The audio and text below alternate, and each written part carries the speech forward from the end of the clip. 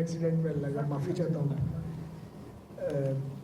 इफ्तिखार भाई, आपने कसूरवार की बात की, जरा इंक्वायरी की।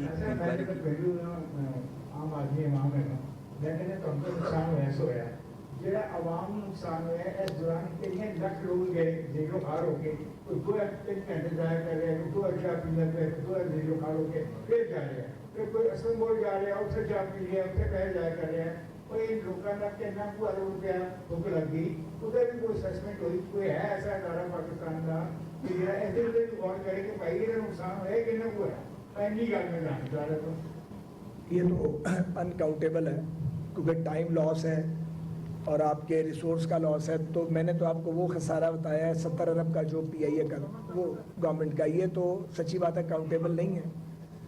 अब आज का दिन ऐसा है कि मैं वैसे ही सियासत को अवॉइड कर रहा होता हूँ, जब बतौर वज़ीर बात करता हूँ तो मैं किसी पर क्या मलबा डालूँ इस वक्त। जी बैतू साहब